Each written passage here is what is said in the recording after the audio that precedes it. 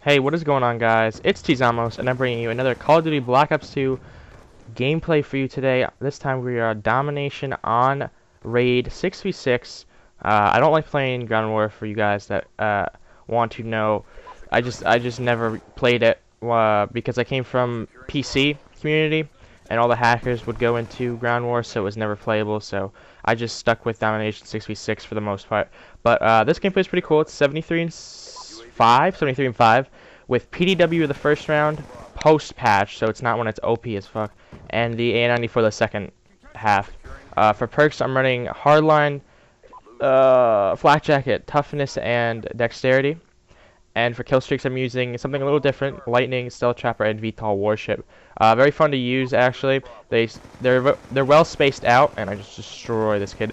Very well spaced out, so they will overlap good. Like you can get streaks with these, pretty much, if you play it right. I think I do it like once or twice here. But I usually am in this corner of the map, I believe, for most of the game. I take control of this portion, and I kind of fuck up right here. I just gotta camp it out for my streak, and then I die because I'm bad. But yeah, so I have a couple things I want to talk about. First off, thanks again, guys, for all the support of my kind of revitalizing of the channel. I've been seeing a lot of support on my new videos. Lots of comments, lots of thumbs up, lots of views. It's just really nice to see that support from you guys. So thank you again for that. So one of the things I really want to talk about, which happened in the past week, was UMG. If you don't follow that, it's I actually don't know what it stands for. Something gaming, blah, blah, blah. But it was a tournament that happened in Atlanta for competitive players. And if you didn't watch, Complexity took that, and they have been absolutely on fire, like ridiculous. Like they're unbeatable at this point. I think they're unbeatable. There's no one can beat them in respawn game types, at least. If you guys did watch, you saw that the last face-up was TK versus Complexity, and it's a continuation of the series. And they got a nice three-piece here. A continuation of the series. Complexity was already up 3-1, I believe, and they already had played an S&D, which TK, that was the only map that TK won. They went to not lose, I don't think, one S&D that entire night. And the way the maps rotated for some reason, I mean the game modes, it would have ended up that final series would have had a total, out of 11 games, 4 of them would have been not 11 games, something, I think 7.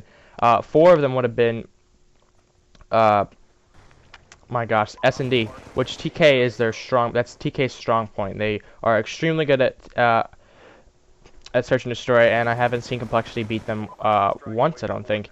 So if TK, if they had won at least one respawn game type, they would have, I think they would have won that. But Complexity just destroying, like utter destruction in capture the flag and hardpoint. It's just unbelievable. Their rotations and their setups, their communication, everything, it's just great for those things. TK has the advantage in the S&D. They have more strategizing going on. I saw them do a triple flank at one point in the match, and that worked out really well for them. Complexity was really caught off guard on that, but I just wanted to give you guys a little update on that. I enjoyed watching that, though. I think I stayed up to 3 o'clock in the morning to watch that. Try hard fan, die hard fan, whatever. Second thing, today, as I'm recording this, about more like 8 hours ago. 8 hours ago, Call of Duty Ghost multiplayer reveal was live streamed on the website if you didn't check it out, and they revealed a bunch of things. The perk system, well, the creator class system, they created a character system, clans, all that stuff. I don't really have any informational videos on it, but I did post one, obviously, that you saw before this about the Moab, which I thought was pretty cool. That I saw that, and so I decided to post a video about that. But informationally, the trailer was so packed. Well, the reveal was so packed with information, it's hard to gather it all. There was a lot of new features, like very new features. I'll tell you one thing. The creative class is only. I mean, the pick 10. There's a pick 10 system, but it's with perks, and there's a whole bunch of perks. They showed a video, and they were looking through perks. You didn't actually see what any of them really did, but there was a long list of perks. Like, it was so many more. There's not just three. There's not just 3 types anymore. There's like 5, I believe, and you can have as many. You can have, I think, 11 points worth of perks, and perks aren't worth 1 point. They're variable. Depends on the perk. So some perks can be worth up to 5 points, and some can be worth up to 1 point. Depends on the perks. So you could have 8 perks. You could have 11 perks. I think maybe. I don't know how many 1 point perks there are, but you could have a lot of perks. So you could have two, like you could have a 5 point and a 3 point perk, and that's only 8 points. I'm a retarded. Jeez. But you could really change it up. I'm really happy to see that. I'm really excited to see how that goes down.